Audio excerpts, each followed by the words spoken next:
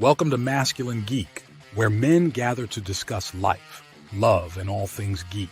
And unlike most YouTube channels, we don't beg for super chats. We don't play cutesy little sound bites. That crap is lame and feminine.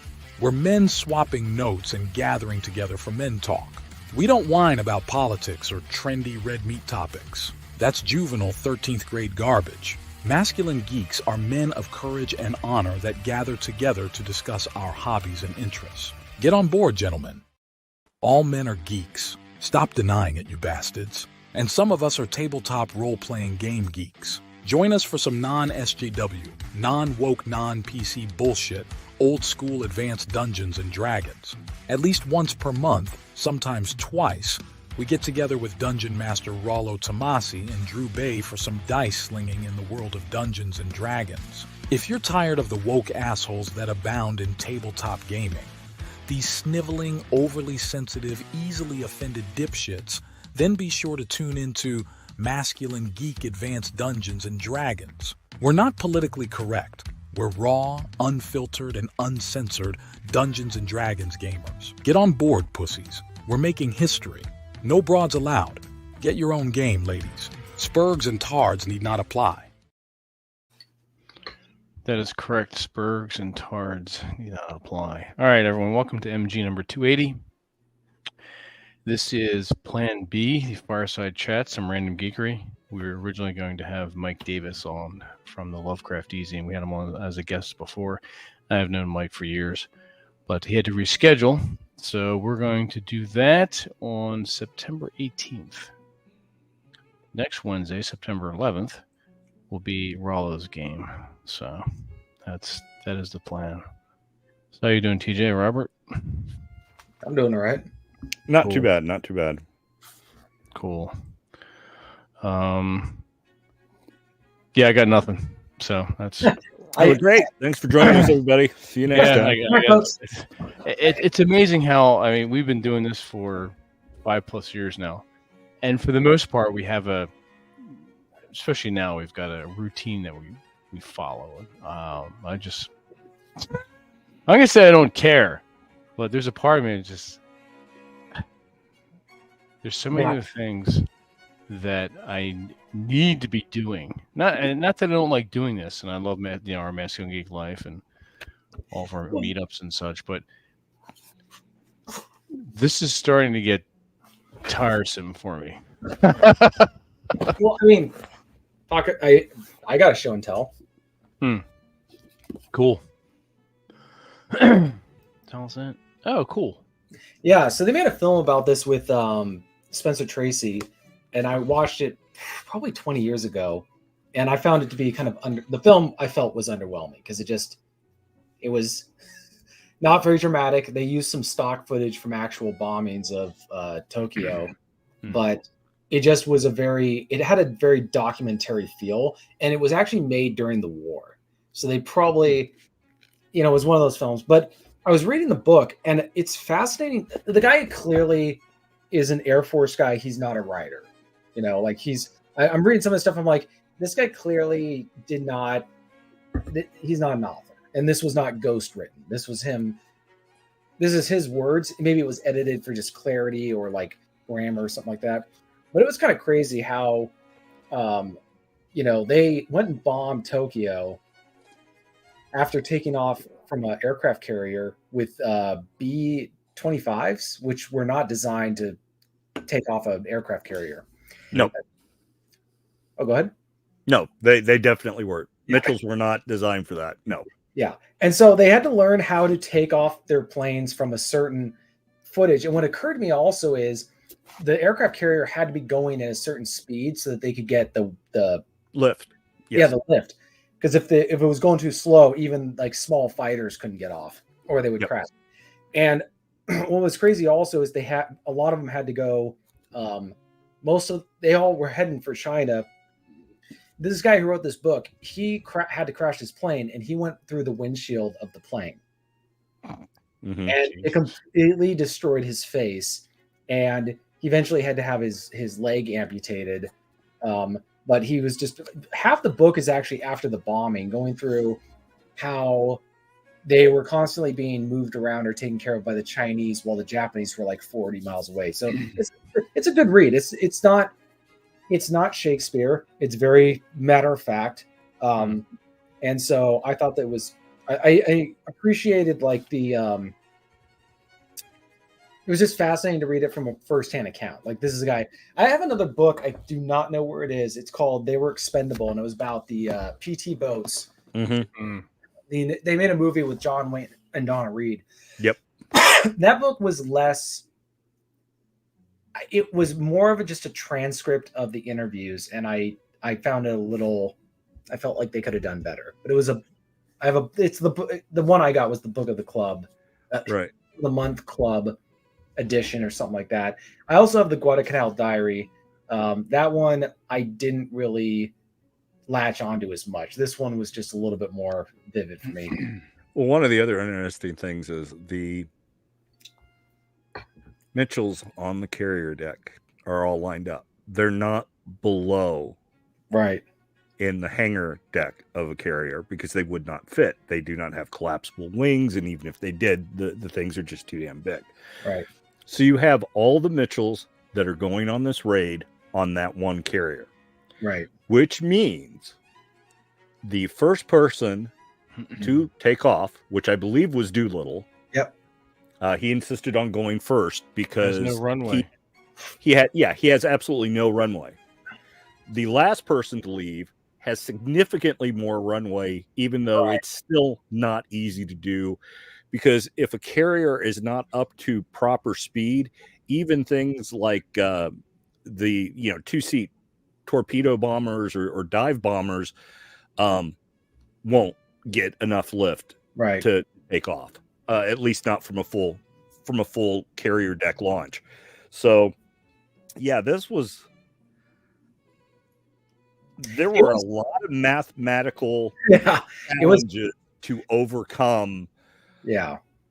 In order to even get off the carrier, let alone getting to Japan, dropping bombs, even if you weren't actually hitting any targets of significance, just, getting over Japan, dropping bombs, and then knowing that chances are, based on your bomb load, your fuel load, how you had to be balls to the wall on your throttle to even try to get off the carrier and just burning up that fuel. Yeah. And then getting there, you're going to run out of gas if you're lucky over China. Chances are you're going to run out of gas over the China Sea. Yeah. So it was effectively, in a lot of ways, a one-way mission where you got to be willing to die for this one, even though the victory is purely a Pyrrhic or political victory as opposed to a military victory, because it's not like they hit railroad lines and munition plants and things like that. So yeah, and what's funny, or not funny, but like what's interesting is he was talking about how he was recruited for this mission, but they did not know until they were on the aircraft carrier what the mission was. Yes. They had no idea. They just, the guy said, this is top secret. We can't tell you what you were doing. We can't tell you. We can only tell you they told them you need to be able to take off from this distance. This is as much as you get. We're not telling you where we're going. We're not telling you what we're going to bomb. It was only when they got into, deep into the Pacific Ocean that they finally, and they were also told, if any of your relatives, your loved ones, your wife, anybody like continually asks you about this thing, you have to turn their names over to the FBI. I mean, that's how secretive it was. It's just, they go, doesn't matter how innocent, you give their name to the FBI. Yeah, this was in the days before it was commonplace for governors of New York and senators and stuff to be sleeping with Chinese agents. But it wasn't. I enjoyed the book. I thought it's kind of sad how, with the current situation between the United States and China, that the Chinese nationalists, or at least Chinese, who are fighting the Japanese, were very how they treated these U.S. airmen because they knew that they had bombed Japan. And for people who don't know, that was the first time in Japan's history that they had been attacked on their homeland. Every other time somebody tried to attack them, there'd been a kamikaze, the tsunamis. The Koreans had tried to invade twice. They'd been destroyed.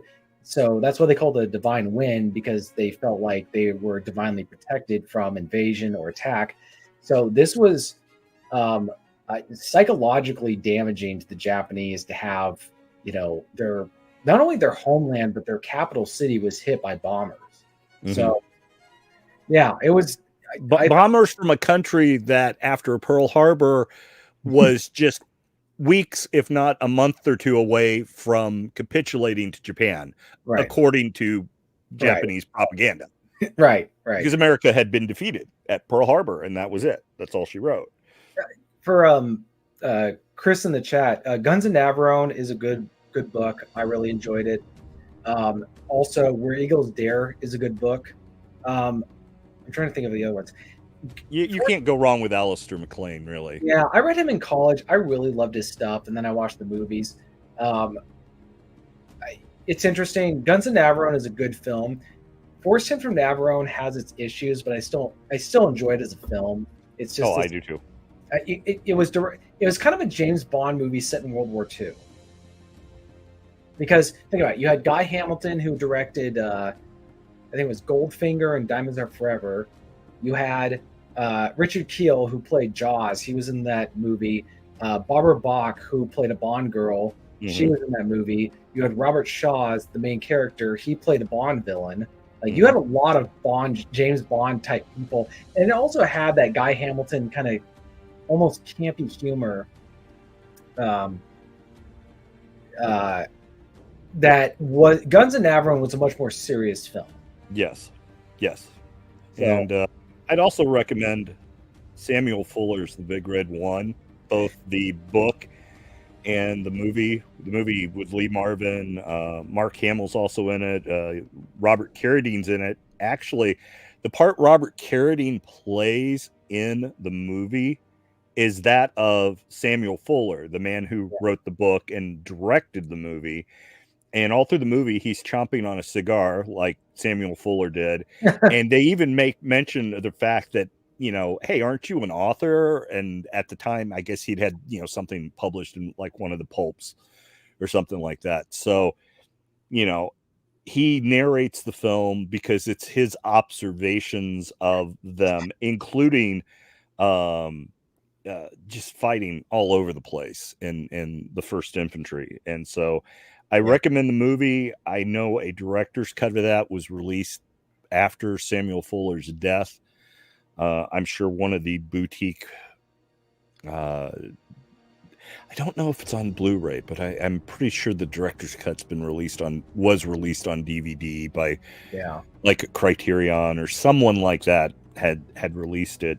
But there is a book, The Big Red One, which I recommend. And of all the things, I'd met Robert Carradine once, and Big Red One and The Cowboys were the 2 movies I talked with him about because I think those are great films. But the Cowboys, is that the John Wayne film? That is the John Wayne film where Bruce Dern kills him in it. Yes. Yeah, I thought that was interesting to have them kill John Wayne in that film. I watched that back in like 2018, and I was kind of struck by the film because it was very different, like the ending. It was, and there's Bruce Dern tells the story and has told the story for decades now. How when they were like, I guess, wibbing up John Wayne for that death scene because of how he dies, which I won't, if you haven't seen it, I'm not going to reveal how, but so they're squibbing him up, and John Wayne looks at Bruce Dern, and as the story goes, he goes, "Oh boy, are they going to hate you for this?" And Bruce Dern quips back, "Yeah, but they'll love me at Berkeley." Because you have to consider this movie was made in the late 60s, early 1970s. I think it came out in like 70, 71, maybe even a little bit later. But I mean, it was still during the leftist takeover of this country and, the Vietnam and all that. So Well, Um, he had done. I think he had already done the Green Berets, which yes, have yes. I've never watched it. I have seen it. It I wish the Arvin in real life were as devoted and professional as they are portrayed by George Takei in the Green Berets. Well, I But mean, is it an enjoyable? Is it a when I say good film? I don't mean like what I mean by that is it a film I'm gonna watch? I was watching a film recently, and it wasn't that it was. I just didn't. For the first time in my life, I've turned a movie off halfway through. I'm like, I can't watch this movie. This movie's just not good. you've described most movies I've watched that were made in the last 5-10 years. Well, that's why I don't watch films that were made past a certain point because they're just not good. But is it a film that at least like there's some dumb films that I enjoy. They're not good film. There's a lot of James Bond films that are not I would not consider good, but they're just fun to watch. I don't obsess over some of the finer points of it where people are like, this isn't, it's just there's some of the Bond films are kind of campy or just over the top and like Your head candy. yes, yeah. Like Man with the Golden Gun is a fun film to watch. It's not a great Bond film. It may not even be a good film. Yeah, who cares way. about plot structure and dialogue and like just enjoy Well, the it's like goofiness of some of it. there's a ton of like there's a lot of it's kind of like Goldfinger in the sense that like there's a lot of iconic stuff. You have these beautiful locations. You have Christopher Lee playing a Bond villain, and there's some good dialogue between them, and there's some just good. It's just fun. Like it's really a fun film. Is Green Berets a film that you can watch and not get bored? You can watch it and not get bored. Yes, you can. It's a tough watch only because I live, even though I was a kid, I lived through that. Like, Yeah. so I remember things, and I can remember things about soldiers, and I can remember things about not soldiers. So it's tough in that way. It's a war movie, and people die in war movies. So Yeah. I mean, that's what inspired Robert Leckie or Bob Leckie or whatever his name was from the Pacific to write his autobiography about his war experience. He saw South Pacific. Mm-hmm. He left, I think it was the movie or the play or whatever, but he's like, I got to write about my experience so people don't think that it was a musical. Yeah. Like, and I get that in some way, but at the same time, it's this weird balancing act where, how bad it's kind of like with the Bridge Over the River Kwai. It's one of the best movies I've ever seen. Fantastic, historically inaccurate, but I think the argument that could be made was if you were going to show what actually happened, you would be telling a completely different story, and it would be so horrific that it would like what mood would the audience leave in? Because when you watch Bridge Over the River Kwai, you kind of have this sense of like what's the right word for it? Closure. Like this is a story where it makes sense how it ends. Whereas in real life, like that doesn't necessarily happen. And so this is one of the problems with trying to depict historical events in movies is sometimes it's either not, the audience is not going to like it. It's kind of like when they were going to have Rambo in First Blood originally when Kirk Douglas was actually playing Colonel Troutman, they were going to have Rambo commit suicide. And they showed it to test audiences and the audience almost rioted. Yeah. And the producer said, we can't do this. He's got to live. And Kirk Douglas, it's like in literature with books. If the author kills off a pet at the end, the book does not do well. Right. And actually, Kirk Douglas left the film. Like he walked away from the movie. I don't think they were fully done. I don't remember what it was, but like he said he wouldn't do the movie if they didn't do this, and that's why they had to hire Richard. I can't remember his last name, but they brought him in. Richard Crenna. Yeah, Richard Crenna. Yeah.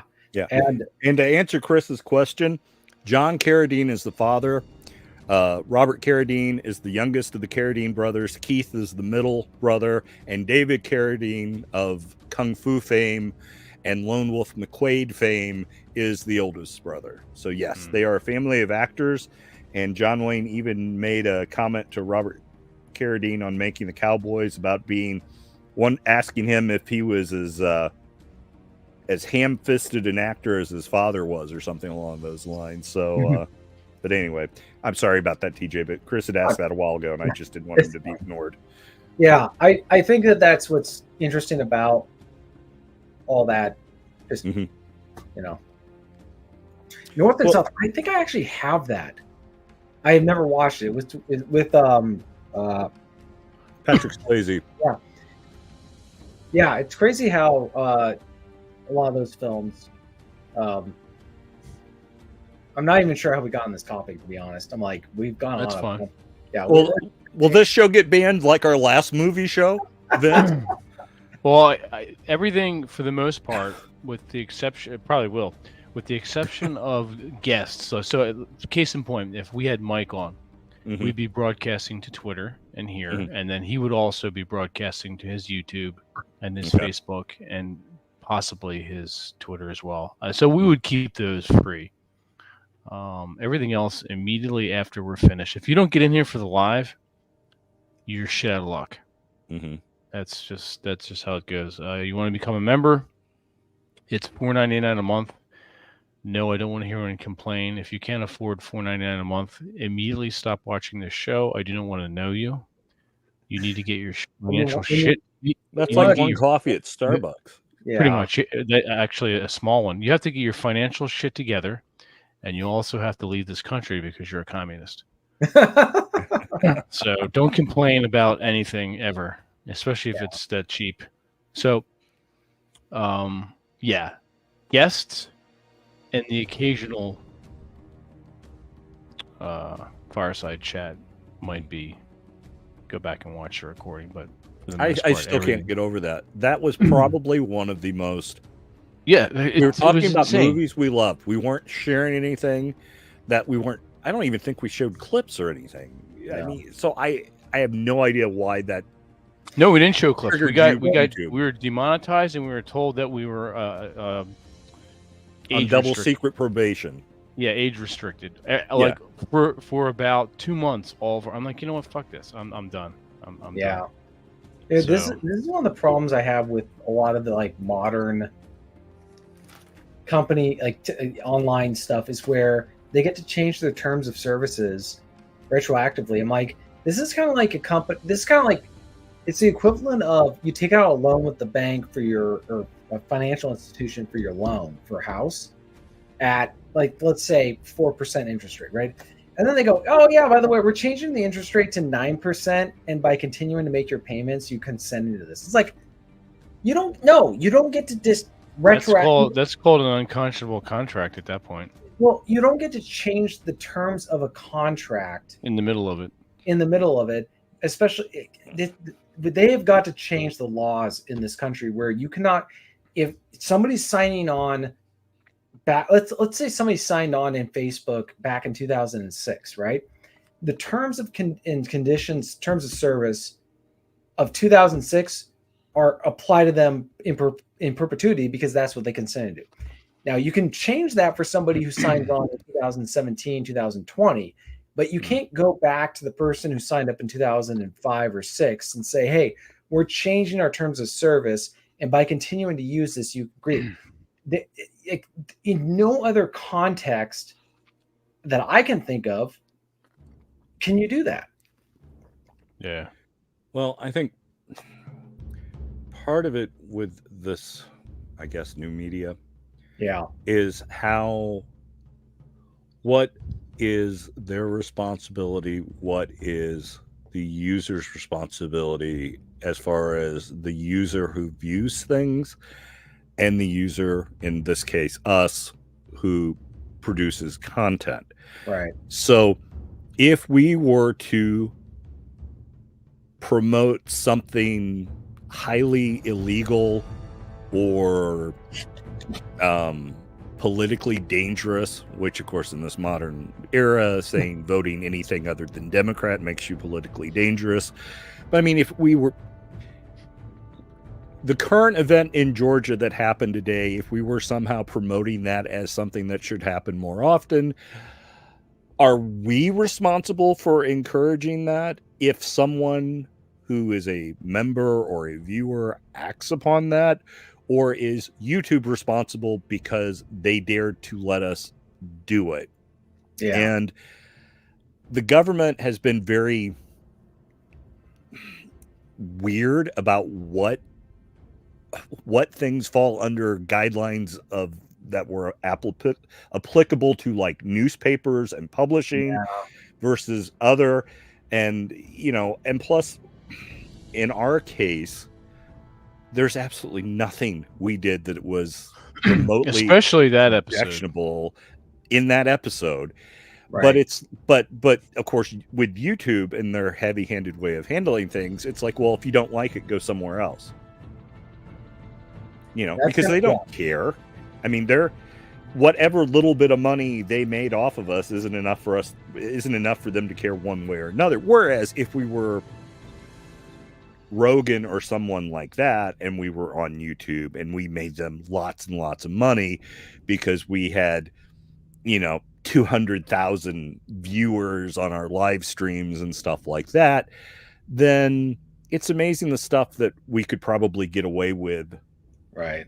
That they just would turn a blind eye to.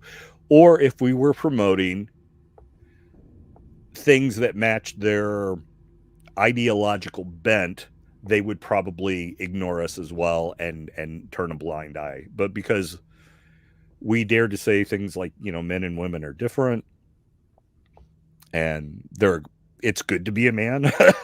You know, it's good to have hobbies. It's good to hang out with your friends. It's good to have a good cigar and a nice glass of bourbon. And, right, you know, you should write your own books. You should make your own movies if you don't like it. You know, whatever that we say, that's somehow incredibly objectionable to the Karens that run YouTube. And so there you go. Even though I don't know. Have we actually tried to grow our audience? I mean, purposefully? Because I mean, obviously, I'm the newest guy here. You guys are the founders. I mean, as far as like actively sitting down and coming up with a business plan to grow. Yeah. I mean, was No. that ever a part of the thing when it was the two of you and Rob Says? I mean, was Not that really. ever? No, I wanted to spread via word of mouth and organically, Right. and it was more so you three wanted to get together, hang out, and chat for an hour or two every week, and if people enjoyed that and wanted to participate, great, they could come here and do that. And if, you know, that was too much for them, then, you know, they can go pound do whatever else. I mean, it was just right. I mean, it was for your guys' amusement and entertainment and peace of mind and enjoyment, right? For the most part, yeah. I don't know. Gee, maybe we should. Yeah, it's very strange. No, I've always liked the fact that we tried to talk more about what we liked than about how much we hate whatever the current new Star Wars thing is, or the current new Marvel thing is, or the current new Star Trek thing is. I like the fact that we talked about what we liked about the old stuff. right, And in some cases, old stuff that other people have never heard of or forgotten about, like Doc Savage and the Shadow, and Star Gore, Frontiers, and Gore, and all that, all that stuff. Yeah, send them on out. Mhm. Yeah, I do not have that one. Oh, I will send that to you. Yep. Vince is a collector of Doc Savage. I'm collecting Tarzan. I got a bunch in my living room that I bought from the local bookstore. And it's important to note, I don't just collect them; I do read them. Mm-hmm. They're quick reads. Good point. I do read the Tarzan, and that's actually where I got 30 Seconds Over Tokyo. How far are you along in the Tarzan books? Are you up to his son being A young adult and doing stuff. I just bought that book. Actually, I have one right here. Yeah, Mectobus, the shorts and the small videos were actually getting good views. And I got this one. Coincidentally, that's actually when they started banning and age restricting some of our videos. Cool. And then I did read this one. Oh, all right. So I'm two books in, but I also read in between the Solomon Kane stories. I also read I can't remember the other Robert E. Howard series on the one Celtic. Brand McMorn. Yeah, I read this one. Yeah, there he has. Man, for a guy who lived in Texas, he had a freaking imagination, and frankly, so did read his Steve Costigan's boxing stories too. Yeah.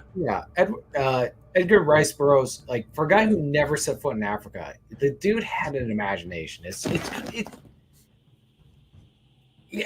Cool. It's kind of crazy. Like guys who live in the desert or live in areas where they never experienced or saw this stuff, they must have like just let their imagination run wild. It's I very much envy it. It's a it's a cool trait to have. Well, and some of them did read at least what things were available, whether depending on how early or late you're talking, whether it was stuff from like National Geographics or Reader's Digest or encyclopedias or things like that. I mean, so if you guys have not read this book, for anybody listening, this is not only the inspiration for King Kong, the original 1931 film, but it explains a lot about just stuff. Like if you read it, you'll about the interactions that this guy had with. The reality is he was dealing with he was dealing with savages, like uncivilized savages, and it's kind of a universal thing. Nothing's changed, and it explains a lot of like stuff that you might see. Where when people go back to being in a savage state, they have this weird tendency where they can be absolutely cruel, as unlike anything you've ever seen.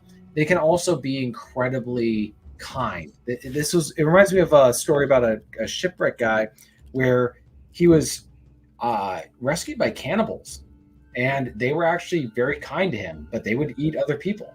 It was insane. So yeah, good book. That's cool. I'll have to add that to the ever-growing pile. Yeah, I read that when I was in the hospital 4 years ago.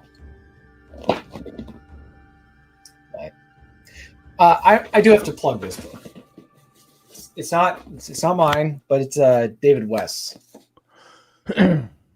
Which one? Oh, Lonesome Prairie. You'll appreciate it because it's a Lovecraftian story. So. Yeah, I have 3 of his books. I finally got my Kindle. I finally found it where I've got a bunch of his novels and I gotta read it. So yeah. Cool. Yeah, Blake and Mictavus, you can't. So,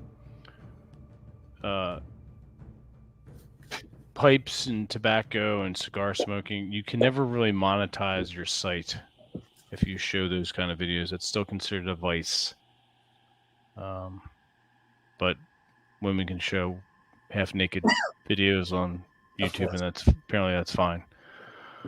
That and gummy CBD stuff is everywhere. Yeah, I mean that apparently that's okay, but you can't. You sitting there smoking a cigar and talking about it. Dude, what is it with them? This is actually a legitimate question I have. What is it with our society where I don't smoke cigarettes, I smoke cigars and I pipe tobacco?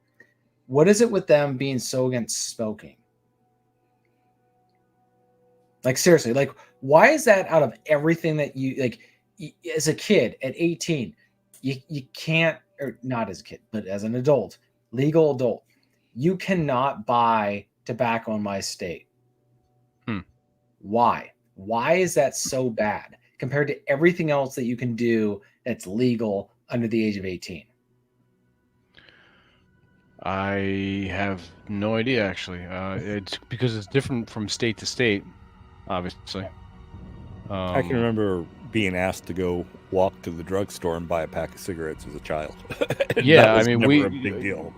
Robert and I grew up in an era where, and many of you in the chat, as you know, you could sit in a restaurant or a movie theater and smoke. Even before smoking sections, you could sit down literally anywhere. And you could smoke on airplanes in certain sections. Yep. A little known fact. There are smoking bans in public places and in government buildings, correct? Yes. It doesn't apply to the federal judiciary. Yeah. That does not surprise me.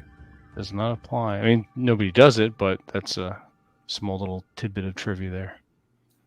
Does not apply. There are lots of does not things apply to people federal who- courthouses. There are lots of things that people that make laws and so forth are somehow exempt from, which is kind of amazing. Like insider trading.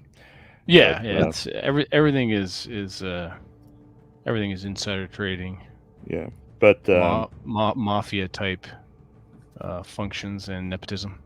I would argue that the Back in the mafia is probably Sure. more ethical than most people in government, but that's that's a discussion for another day. But hey, people in the chat, if you get a chance to look up a guy by the name of Sir Richard Francis Burton, not Richard Burton the actor, but Sir Richard Francis Burton.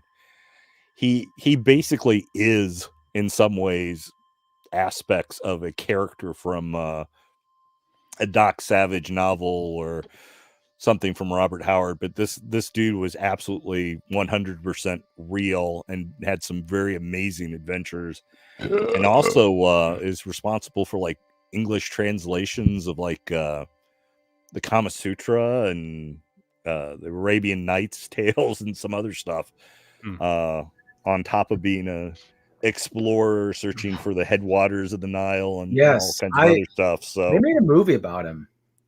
Yeah, I haven't seen it. That was a legit badass. That it was crazy. Like he knew like 20 languages. Mm-hmm.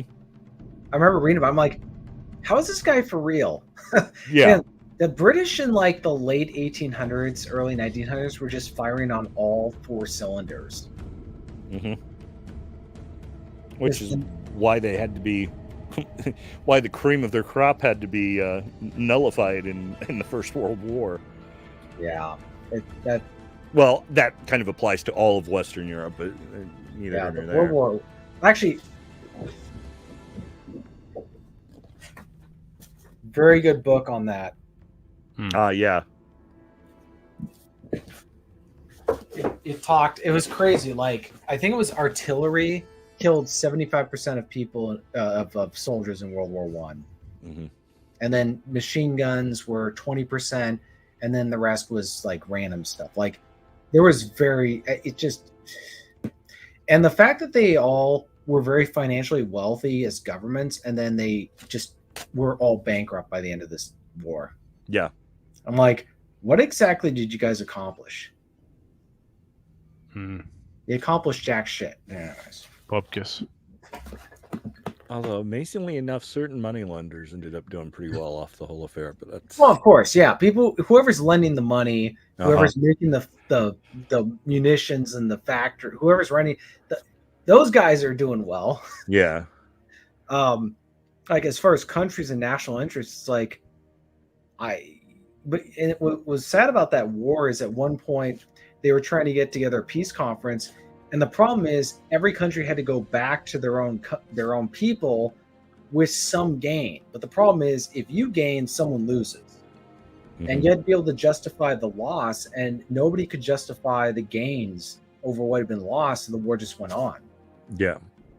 Well, and there's so many interesting, amazing moments. I mean, obviously, the Christmas truce thing did not happen everywhere at the same time. It happened in certain places for certain periods of time and stuff. But the significance of that that the ordinary man could put that aside and stop the war was absolutely horrifying to the generals Right. and the politicians. Yeah. Because what if we order these men to go back to fight and they say no? Right. I don't want to kill Fritz. He's a father with 2 sons and a daughter that he's never seen, and I don't want to kill him, and I've got a pretty good feeling that he doesn't want to kill me either. I think it's kind of like the opposite of the Battle of Agincourt, where you had yeoman bowmen, English yeoman bowmen, these very commoners going up against the cream of la cream of the French aristocracy and the flower chivalry, where the bowmen knew and all the men at arms knew if they were captured, they'd be executed because they had no value. Right. And the French cavalry knew that they were captured, they would be kept alive and sold as ransom because they had money or their families had money. And so for one side, it was a fight to the death. For the other side, it was if we lose, we'll just, no big deal. No big deal. Yeah, we'll just reschedule and do it again next season. Right. It's like a football game for them. Yeah. Whereas in World War I, you had people from, and it was interesting, Tolkien even wrote about this, where he said it wasn't a class thing as much as it was a military ranking thing. You had all the different British classes working together, but it was a question of, were you on the front lines or were you back behind the front lines making all the decisions? And it was the same thing with the British or German side, where you had the German guys who actually had to do the fighting, and then the German commanders who were making all the decisions. And that's what brought them all together on the Christmas truce, is like they could relate. And this occurs in many, many wars. You have, in trench warfare, you have people talking to each other on the other side. You had the same thing going on in the Civil War, where during, I think it was the siege of St. Petersburg, you had rebels trading stuff with Union troops, and they get to know each other on a tobacco for coffee. Yeah, they get to know each other on a first name basis, and they're they relate to each other more because they're both suffering together. Yeah. So it's an interesting dynamic in war. Yeah, and Chad's in the chat. Who? The one and only Chad. Chad Elkins. Oh, hey. What's up, Chad? I wasn't paying attention. I'm sorry, Johnny. I forgot you were there. I forgot. You may go now. You know what film I'm interested in watching is the Wyatt Earp with Kevin Costner, and then Dennis Quaid played Doc Holliday. Yeah, he didn't do a bad job of that. I wouldn't. I feel like she played probably a more accurate depiction of the actual Doc Holliday than Val Kilmer. The Kevin Costner movie is probably more historically accurate as well. For one thing, it includes, I believe, all of the different Earp brothers who were there. And because Wyatt had a couple of older brothers that aren't in Tombstone and I'm not sure if they're in any of the gunfight at the OK Corral movies. But his other brothers were there besides Morgan and such. And it also shows some of the stuff with Wyatt, some of the more shady and that's the thing of him and his past and stuff like that. Both he and Doc Holliday were with women who were prostitutes. Well, I think all of the Earp brothers were married to soiled doves because they ran those that, when they weren't in law enforcement, they ran saloons and places like that employed Gambling women houses. for entertainment and stuff. So which is why when there's a scene in Tombstone where you ain't nothing but pimps, that's actually a reference to the fact that yes, they were actually. So well, that's what I find so I mean, I'm trying to understand the historical context, but it's like, you can only imagine, like, hey, honey, how was your day? How was work? Like, You don't ask those questions. well, it kind of makes you wonder. I think that because I've been reading a couple books about like life in the plains and the Indian warfare and all that kind of stuff. I have a feeling that those people were much more rugged and stoic. They had just different emotions than what we have today. They experienced different emotions about their ability to compartmentalize bad stuff that they saw. I mean, I'm reading about stuff that happened during the Indian Wars, and it's like, how do you move on from that and have a family or just as a normal man, like what do you do? Like if you're a U.S. cavalryman and you show up to a settlement that's been massacred or a homestead where everybody's been slaughtered in very gruesome ways, like how do you process that?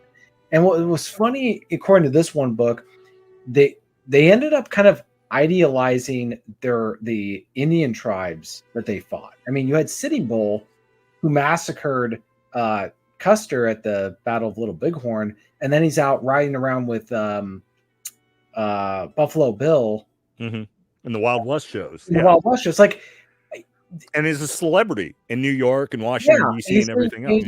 Same thing with Geronimo. Like he was an absolutely ruthless guy during the war, but then when he surrendered, he was out giving autographs, and like everybody who lived next to him said he like loved being around the kids. Like, I think it really makes you wonder about those kind of worlds where there's things that we don't have to think about anymore. Well, one of the things that I think gets lost especially in the Hollywood mythological West, is the fact that era, even though it was in America, was still the Victorian era. So you still had those kind of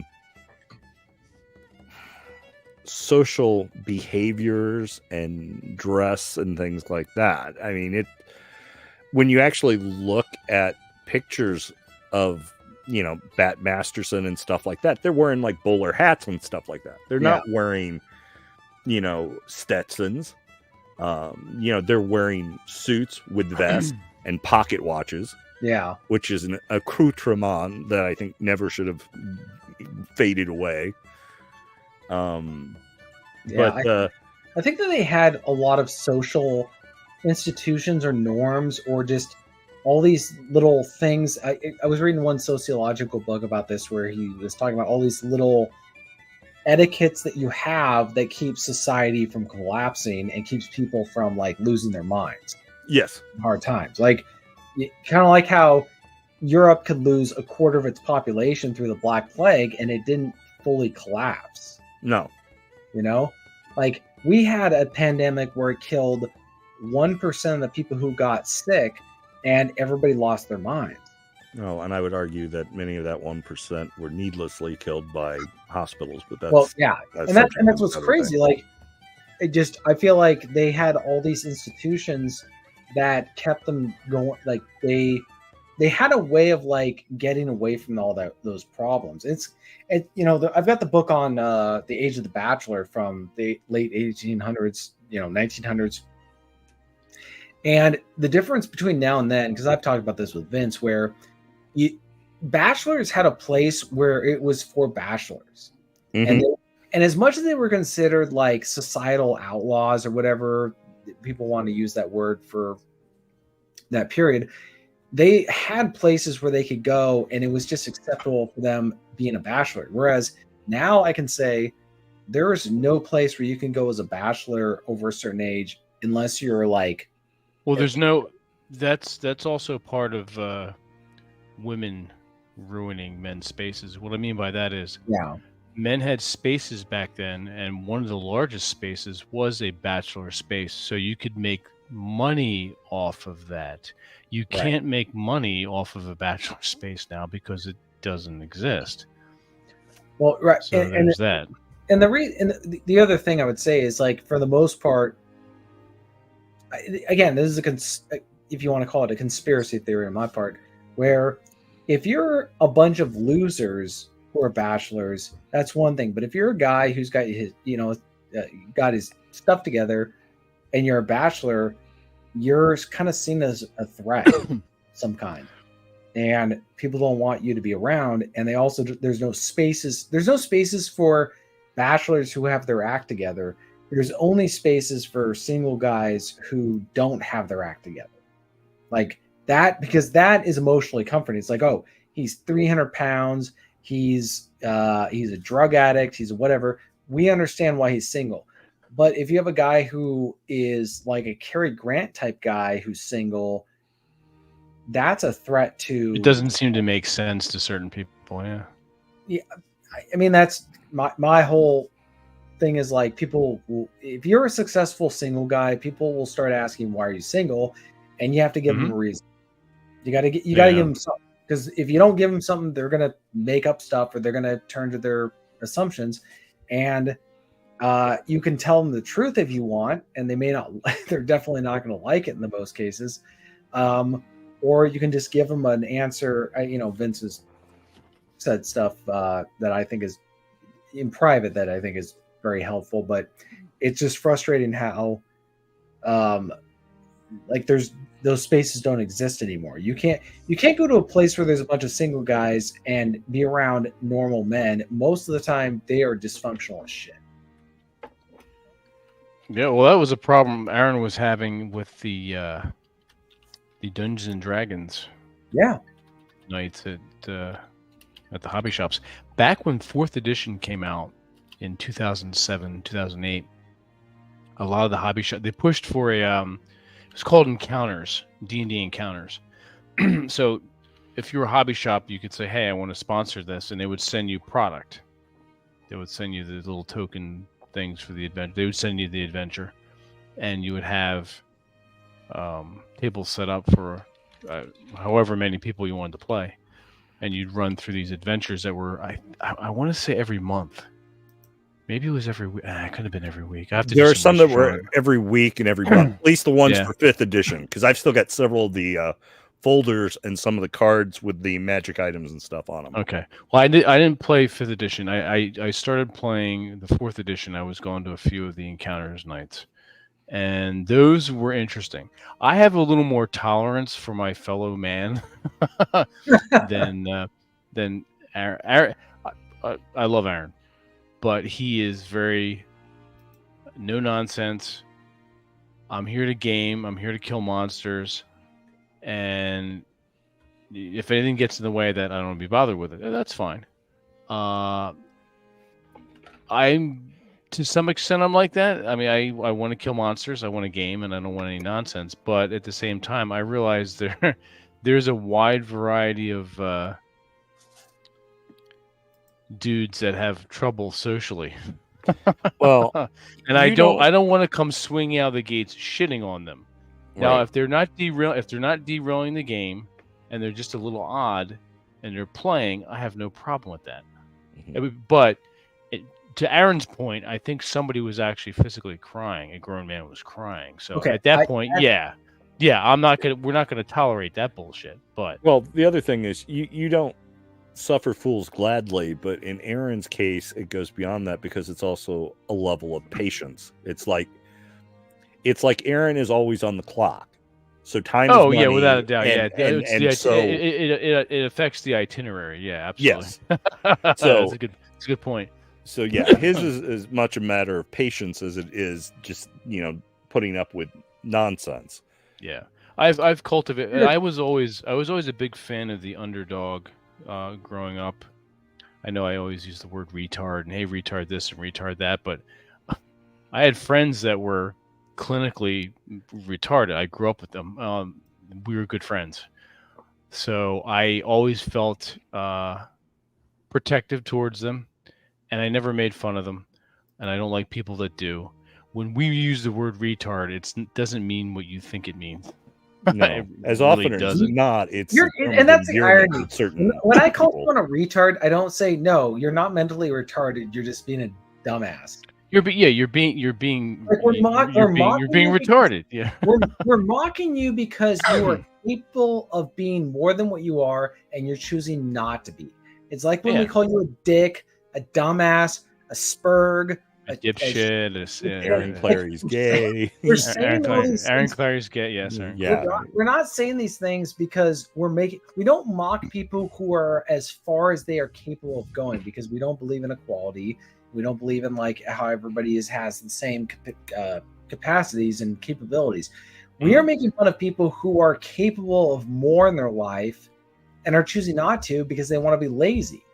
And so that's one reason. Yeah. If you have a guy who's legitimately mentally handicapped, we understand that it's cruel to make fun of somebody who's not capable of getting. Well, it's they were dealt that hand, and it's not up to us to make fun. It behooves us to not make fun of that.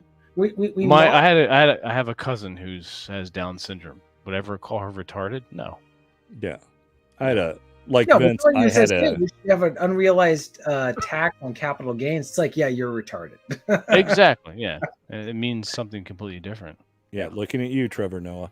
Anyway, but no, like Vince, I had a friend in elementary school. I won't name his name. He had been in an accident, I believe, if I remember correctly. He was hit by a car when he was young. Oof. That not only messed him up mentally to slow him down, physically as well, right? He had difficulty walking. His arms were kind of messed up as well. And he had a little brother who, obviously wasn't affected. I hang out with, and I went over to their house and did stuff with them, and occasionally they stayed over at our house, and my mom kind of watched them, which meant we got to hang out and stuff. And eventually, come junior high, obviously things start happening that you start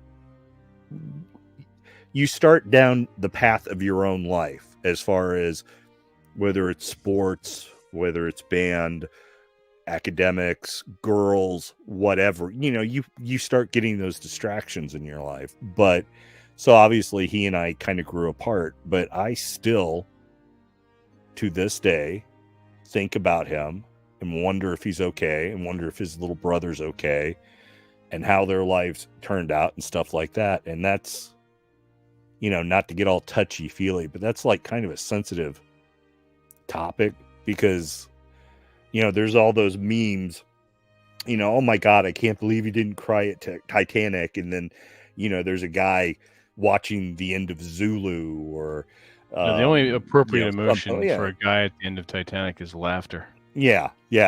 Because exactly. So, but there are these things that women cannot comprehend that are like deeply emotional for men, and it's almost kind of universal, that yes, the Alamo, yes, this I get, the end of 300 as the arrows darken the sky in that final volley and stuff like that. It's like, they're just certain guy things, and I think that's that's also true with our dogs, our pets, and with those one or two close friends that are like, we're brothers, that it's like, but it's like, you're not going to see me get on Twitter or Twitch or what is it, TikTok or one of those things, and TikTok and sloppy cry for attention and dopamine. It's like when my dog dies, if it's like, I can't do the show. I'll tell you why later, Vince. I'm just not going to be here. Yeah, why? Because I'm going to be mourning, and none of you guys, even the guys like Vince and TJ, whom I like, are going to see me mourn, because that's a moment of weakness and vulnerability. I don't want to see you mourn either. That's private. That's private. And you don't show that shit to strangers. Yeah, it's kind of like when Kristi Noem published that thing in her. I can't remember what it was, but she mentioned how she shot a dog and she had. And Ryan Stone made a good point. Because people were like, "Oh, well, you know, it was a bad dog." Whatever. He goes, "Dude, dogs were bred to be closer to us than any other animal. Mm-hmm. Like shooting a dog is not something you talk about in a book. It's not something you talk about online. And it's like like Old Yeller, it's the tragedy of the film. I've never watched it, even though I have it on DVD because I just it's rough. But like once for guys, it's something that you have to do if you have to do it. Like at the end of Mice and Men. Yeah. Yeah. It's something you do. That's like a fucking punch in the balls. Yeah. Mm-hmm. You don't do it and then talk about it. It's like I don't ever want to talk. There's some stuff where it's like I don't ever want to talk about it. And not because I'm like being a dick or being or whatever, but like it's kind of like a guy. I'll give an example. Like because I was watching the Pacific TV show miniseries where you had Japanese soldiers using Okinawa natives as human shields as they were charging at Marines. The Marines didn't have a choice. Like there was no, so you had to shoot. Gonna die otherwise. It's like, I don't want to talk about this.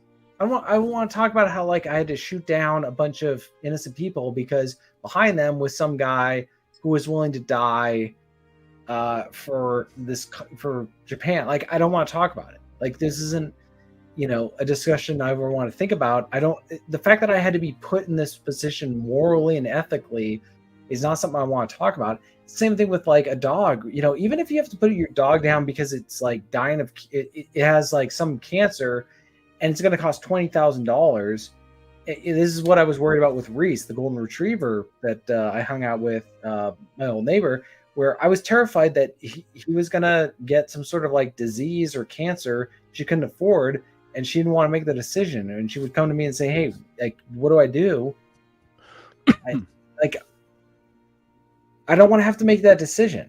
Well, that's another thing too, because I was at the vet with Mowgli recently, and I'm looking around like this is the emergency room, and like this is like a huge racket. Mm-hmm. It's not only do they make you wait as long as a human. I was there for 6 fucking hours. So, oh my god! I'm like, dude, no. This is ridiculous. Like this is a huge fucking racket. Like 100, 200 years ago, you let the animal die a dignified death. Or if it was just suffering, you put it out of its misery yourself. Yeah. Which that's another point to the book and the movie of Mice and Men. If you haven't read that by Steinbeck, read it. It's a short book. It's a novella, really, and watch the movie. But it's a complete veterinary services are a complete fucking racket. Well, that's because so many women have replaced motherhood with that's a huge part of anything. What's funny though is I was talking to a guy who worked across the street from a vet place, and he said that he saw so many women who got involved in that business where they would be out crying because they don't tell you this, but like if you're going to be a vet, much of your job is going to be putting down animals. Mm-hmm. I was looking at the wall of veterinary, the doctors, and then the people that work there, and it was 70% women. Mm-hmm. Yeah. Putting down dogs and other animals is going to be a huge part of your job. Like that's how it is. Oh, yeah. And you just have to deal with it. So yeah, it's sad. It's sad.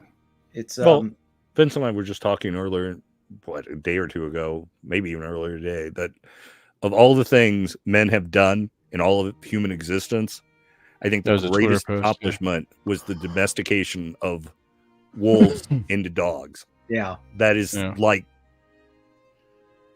perfection there. Mm-hmm. If we did nothing else as a species, that was it. Because we literally took something that was a potential predator certainly competition for our food and made them our brothers, basically, is what it comes down to. Because I mean, they are. There's a reason dogs are called man's best friend. Oh yeah, there's nothing like it's. You can't even describe it. It's so magical. The affection and love and just joy the dogs have. I don't even want to explain. I just want to enjoy it. I like whenever someone walking their dog. I mean, when I've had dogs as a youth, it's just fucking fantastic. Yeah. Yeah. That, I mean, speaking of which, there you go. See, look at that. Yeah. There's a good puppy. There you go. There's a nice puppy dog. Hi, Willow. Hey there, Willow. Let me screenshot that shit. How old is she now? Willow. A year and 9 months. Okay, and she's not shitting in your car anymore, right? No, that was when she was fed by somebody else. Ah, okay. There you go. Messed up her. She's a very svelte dog. Yeah. She's that way, like a tan, like a white or tan? Light brown. White. Okay, because the light is kind of it's kind of washing her out. Yeah. No, enlarge the screen. Focus on TJ. Oh yeah, I always forget about that.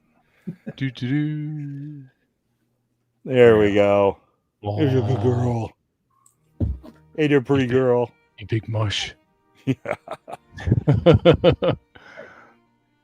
She's very well mannered. Yeah, it's what everybody tells me. Literally, I was at one restaurant.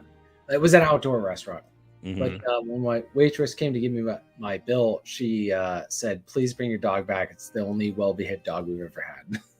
That's awesome. Yeah. Well, you did that training too, which is helpful. Yeah, but also, dogs are like certain other creatures we won't name. Women. I'll name it every which way. They behave well when they have boundaries set. Of course. Yes. Dogs and women and children are children. Mm-hmm. No. That's what's like so funny about her head. Yeah. My dog, well, it's supposed to be my son's dog, but he's absolutely my dog. Your dog, yeah. But he will do stuff, and my son will go spastic trying to get him to stop or whatever. And it's like I have to use the dad voice, which is also the dog voice. And he like immediately comes to me and drops whatever he took that he wasn't supposed to, and so on and so forth. But I have his absolute affection, but I also have his absolute respect. Yeah. So it's great how that is. And I've had a couple of different women tell me it's like you're the leader of the pack. He knows that. Yeah, but I've had a couple different women tell me it's like you love that dog more than anybody else, don't you? And it's like, well, no, but I mean, my sons are my sons. That's the bond with my children. That's different. That's totally different. And they're like, well, no, I mean, you love the dog more than like me or whatever. It's like, okay, anytime I come over, you start panting, wet yourself, jump up on me, start licking my face and everything else. Then, maybe I'll give you some of the affection I give the dog. But until then, it's like he's earned it. You haven't. It's that simple. Hey, this is what I would tell a girl. If you're as excited to see me as my puppy is excited to see me, then then let me know. Yeah. Exactly. So, yeah. But because I had someone was giving me grief because it's like I let the dog sleep up on the bed with me, and it's like he's earned his spot there. It's like you want to stay over and sleep in his spot. You have to earn that, woman. It's like, I'm not just giving. I'm not kicking the dog to the foot of the bed because of you. It's like you've got to earn that. Yeah. So, but it's like he's my bro. He's my buddy. Indeed. So, all right, gentlemen. I'm going to keep this is obviously very interesting, and talking about dogs is cool, but we're going to keep this to an hour, which we've gone over by a few minutes. That's okay. Oh, we talked about movies and we talked about dogs, so I think we hit and we hit all the prime numbers. Yes. Yeah. So, let's see what's going on. We got Rollo's game on the 11th next Wednesday. Any Drew games on the horizon, or is that going to be after he's done competing? I think when he's done competing, because as TJ and I have talked before in the past, it's just like he's focusing so much on that. He's got a lot to do, and the last minute cancellations because he's focusing on this doesn't make sense. Right. So rather than try to schedule because he wants to play and then have to like cancel the last minute, it's not good. So yeah, I think after he's finished with his competition, we'll get Drew back in the mix. Okay. And then on the 13th, we're gonna have a members only YouTube members, Mexican Geek members only painting night with yourself, AJ, Raul, and myself, and TJ if he wants to join. So there's that, and then on the 18th we'll have the Mike Davis back to talk about the Three Investigators. Now, very briefly, the Three Investigators is a detective mystery series written for boys that came out in the 60s by the author Robert Arthur.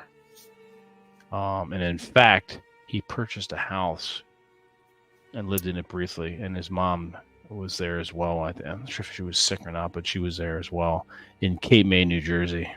And I think he wrote there for a time. So I thought that was kind of cool, a little bit of local history. But the Three Investigators, I still read them. They hold up to this day. Think of sort of the Hardy Boys series. Very similar to that. That's a great look. That's the way she's just sitting there all smiling. But we're going to be talking about that and some history surrounding that and about Robert Arthur's life and what the Three Investigators books, the series, kind of means to us as kids as growing up. Because I started reading them back in junior high school. So anyway, we'll save that for that show, which will be on the 18th. And then whatever else we have scheduled out, I haven't decided yet. So there. Well, everyone, enjoy everyone in the chat or watching at the moment. I hope you enjoy the rest of your week and your weekend. And like I said, tune in next Wednesday for the Raul Tomasi AD&D game. Make sure you're there when we go live, because when we stop broadcasting, it goes to members only. So I know you guys are cheap bastards, so make sure you're there live. All right, TJ, as usual, if you would not mind, take us out. All right, guys. Keep the fires burning, keep the wine flowing, keep the lead shooting down range, don't take any win nickels, and tune into next week's episode. And keep the puppies on your lap. That's right. Big doggy. Oh, big doggy. All men are geeks. Stop denying it, you bastards. And some of us are tabletop role-playing game geeks. Join us for some non-SJW, non-woke, non-PC bullshit, old-school advanced Dungeons and Dragons. At least once per month, sometimes twice, we get together with Dungeon Master Rollo Tomasi and Drew Bay for some dice slinging in the world of Dungeons and Dragons. If you're tired of the woke assholes that abound in tabletop gaming, these sniveling, overly sensitive, easily offended dipshits, then be sure to tune into Masculine Geek Advanced Dungeons and Dragons. We're not politically correct. We're raw, unfiltered, and uncensored Dungeons and Dragons gamers. Get on board, pussies. We're making history. No broads allowed. Get your own game, ladies. Spurgs and tards need not apply.